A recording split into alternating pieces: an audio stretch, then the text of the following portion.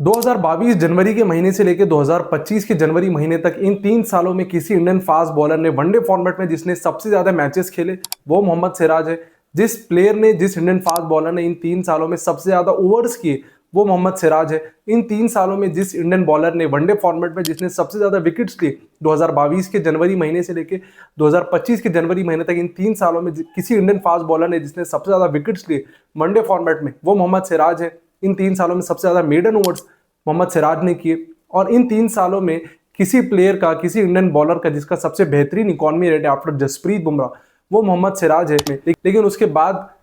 Champion trophy के selection से बाहर होते मोहम्मद सिराज 2026 वर्ल्ड कप की टॉप प्रायोरिटी में हमारे जो बॉलिंग लाइनअप था उसमें फर्स्ट प्रायोरिटी नहीं होते हैं मोहम्मद सिराज। 2024 वर्ल्ड कप जैसे ही हम वेस्ट इंडीज खेलने जाते टीम से सबसे पहले ड्रॉप होते हैं मोहम्मद सिराज। तो इतनी अच्छी परफॉर्मेंस देने के बाद हर फॉर्मेट में जब भी उन्हें मौका मिल रहा है जहां पे भी उन्हें मौका मिल रहा है मोहम्मद सिराज ने अपना 200% दिया। 200% भी शायद मैं गलत कह रहा हूँ, 1000% वो अपना देते ग्राउंड में जब भी वो इंडियन जर्सी पहन के उतरते। यहाँ तक कि देर से बहुत टाइम तक बहुत सारे लोगों का इंडियन फैंस का ये परसेप्शन था कि मोहम्मद सिराज T20 में शायद रन्स कंसीड करते हैं, लीक करते हैं, लेकिन उस बंदे ने पिछले 2 साल में आप उनके आईपीएल कैंपेन देख ले, खासतौर पे इस आईपीएल कैंपेन को अगर से आप देखेंगे गुजरात की तरफ से तो one of the top performer bowler थे मोहम्मद सिराज। इकॉनमी रेट उनका सबसे बेहतरीन था, पावर प्ले में सबसे ज्यादा डॉट बॉल के रेशो में वो टॉप पर थे। लेकिन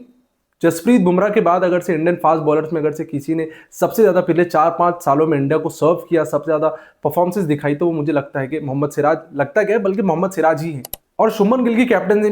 की कैप्टनसी डेब्यू में जब हम इंग्लैंड खेलने गए 2-2 से जो हमने test series, historical test series draw की, डिस्पाइट के विराट कोहली रिटायर हो चुके थे, रोहित शर्मा रिटायर हो चुके थे, रविचंद्रन अश्विन रिटायर हो चुके थे, हम थोड़ी सी नई टीम लेके जा रहे थे, उसके बाद भी जो हमने हिस्टोरिकल टेस्ट सीरीज इंग्लैंड में जाके ड्रॉ की, इंग्लैंड को 2 टेस्ट मैचेस हमने हराए 5 टेस्ट मैचेस की सीरीज में। अगर से मैं ये कहूं कि उन 5 टेस्ट मैचेस की सीरीज में जो हमने 2-2 से हिस्टोरिकल टेस्ट सीरीज ड्रॉ की, उसमें अगर से मैं कहूं कि वो सीरीज को ड्रॉ करने में सबसे बड़ा हाथ अगर से किसी एक प्लेयर का था तो वो मोहम्मद सिराज था। अब आप कहेंगे कि शुभमन गिल की one of the finest inning थी, one of the finest series थी, किसी भी 5 टेस्ट मैचेस की सीरीज में इंग्लैंड में सबसे ज्यादा हाईएस्ट रन स्कोर किए शुभमन गिल ने, तो मैं आपकी बात से 100% एग्री करता हूं कि बहुत आउटस्टैंडिंग, बहुत कंसिस्टेंटली अच्छी परफॉर्मेंस दिखाई थी शुभमन गिल ने उस सीरीज में। लेकिन वो सीरीज में तो आपको याद होगा कि वॉशिंगटन सुंदर रन स्कोर कर रहा था, रविचंद्र जडेजा रन स्कोर कर रहे थे, तो बैटिंग तो होनी ही थी, उस पर रन स्कोर होनी ही थी उस सीरीज में। कंडीशन में अगर से आपको जीतना था तो आपके पास बॉलर होने चाहिए। तो और आपको याद होगा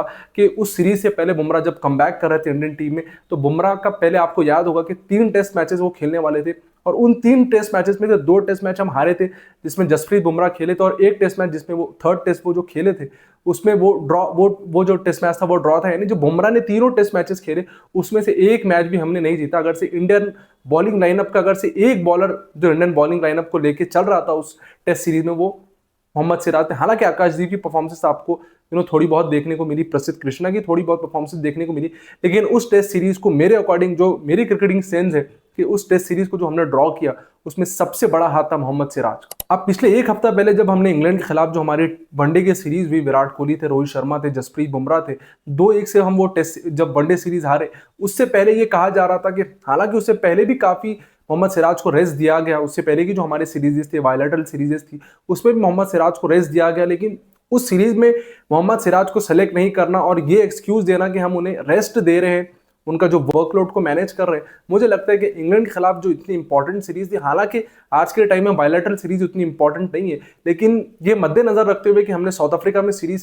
अफ्रीका में वर्ल्ड कप खेलना है 1 साल के बाद, और हम इस तरह का बॉलिंग लाइनअप लेके जा रहे हैं, प्रिंस यादव के साथ हम खेल रहे हैं, गुरनूर बरार के साथ हम खेल रहे हैं, प्रसिद्ध कृष्णा को मोहम्मद सिराज के ऊपर प्रायोरिटी दी जा रही वनडे फॉर्मेट में, तीनों फॉर्मेट प्रसिद्ध कृष्णा इंडिया के लिए खेल रहा है, तो आप अंदाजा लगा लें कि कितना ज्यादा इनजस्टिस हो रहा है इंडियन क्रिकेट की सिलेक्शन में। हालांकि बहुत टाइम पे हमें ये चूरन इंडियन सिलेक्शन कमेटी की तरफ से हमें ये चूरन बेचा जा रहा है कि सिराज को हम वर्कलोड मैनेज करें, सिराज का वर्कलोड मैनेजमेंट हमें ध्यान में रखना पड़ता है, वो पूरे टेस्ट मैचेस खेलते हैं और सबसे ज्यादा इंडिया के लिए बॉलिंग करते हैं, जसप्रीत बुमराह के एब्सेंस में वो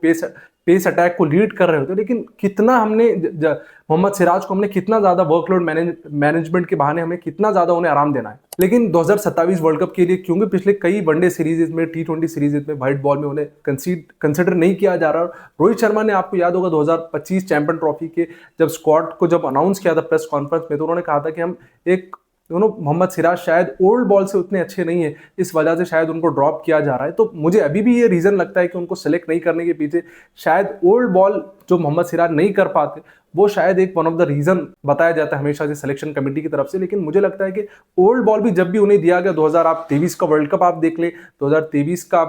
एशिया कप देख ले, ओल्ड बॉल जब भी उन्हें दिया गया, शायद उन्होंने दुनिया के सबसे बेहतरीन बॉलर्स की डेथ बॉलिंग शायद उस तरीके से या जसप्रीत बुमराह के लेवल की शायद उन्होंने बॉलिंग नहीं की होगी, लेकिन गुरनूर बरार से, प्रसिद्ध कृष्णा से तो यार लाख दर्जे बेहतर है मोहम्मद सिराज। भले शायद वो ओल्ड बॉल से शायद उतनी अच्छी बॉलिंग नहीं कर पाते होंगे, तो भी मैं या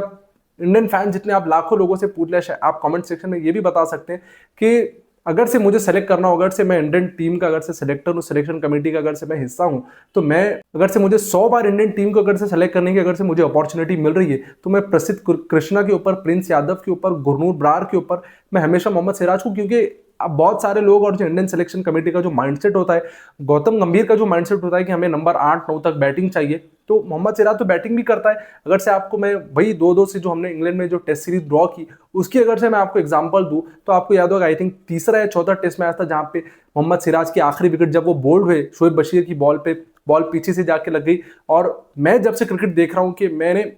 अपनी जिंदगी में शायद उससे ज्यादा अनफॉर्चुनेट डिसमिसल नहीं देखा होगा। तो अगर से वो टेस्ट मैच अगर से हम ड्रॉ भी करते, तो शायद 2-1 से हम टेस्ट सीरीज जीत जाते। उसमें भी हालांकि उसकी प्राइमरी जॉब बैटिंग करना नहीं है, उसमें भी मोहम्मद सिराज 60-70 बॉल खेल के इंडिया को टेस्ट सीरीज ड्रॉ कराने के एकदम करीब थे, लेकिन इतना one of the most unfortunate dismissal हो गया उस टेस्ट मैच में। वरना वो टेस्ट मैच अगर से हम ड्रॉ कर जाते, तो शायद हम 2-1 से टेस्ट सीरीज भी जीत जाते। तो मैं ये जो पूरे स्टैट्स बता रहा हूँ, जो पूरी उनकी परफॉर्मेंसेस बता रहा हूँ, उसको बताने का एक ही रीजन है कि सिराज जो कैरेक्टर है, वो दुनिया का हर कैप्टन चाहेगा कि मोहम्मद सिराज जैसा कैरेक्टर, जो बैटिंग में तो, बॉलिंग तो उसका प्राइमरी जॉब है, बैटिंग जो उसका सेकेंडरी जॉब है, उसमें भी वो अपना 1000% देता है, 1000% देता है कि किसी भी तरीके से मैं अपनी टीम को जितवाने की वो कोशिश करता है। हालांकि बैटिंग करना उनका प्राइमरी रोल नहीं है। और इंडिया के अगर से आप जो हम 15, 16, 17, 18 प्लेयर्स की स्क्वाड को जो हम पिछले कुछ टाइम से, साल भर से कैरी कर रहे हैं अंडर गौतम गंभीर, किसी एक प्लेयर के अंदर वो हमें शायद विल पावर कहें या वो एक फायर नहीं होती कि इंडियन टीम के लिए सर्व करना है, खून पसीना एक कर देना है। किसी एक प्लेयर में वो जो विल दिखती है, वो एक जो मेहनत करने का जज्बा और अपने मुल्क को जिताने का, अपने मुल्क के लिए अच्छा परफॉर्म करने का जो जज्बा, हालांकि हैविंग सेड दैट के हर प्लेयर पे वो जज्बा होता है, लेकिन मोहम्मद सिराज जिस कमिटमेंट के साथ इंडियन जर्सी को पहन के जब वो ग्राउंड में उतरते, शायद उनसे ज्यादा कमिटमेंट किसी और प्लेयर में, किसी और 15-16 के स्क्वाड में आप नहीं देखते। जो विराट कोहली की कमिटमेंट की हम बात करते, विराट कोहली के पैशन की, विराट कोहली के जज्बे की बात करते, कि वो जो उनका नेवर गिव अप एटीट्यूड है, वो बॉलिंग लाइनअप में, हालांकि जसप्रीत बुमराह की तो हम टैलेंट की बात करते, जसप्रीत बुमराह के एक्शन की बात करते, लेकिन वो जो कमिटमेंट हमें मोहम्मद सिराज में देखने को मिलती है, वो शायद हम विराट कोहली से रिलेट करते हैं।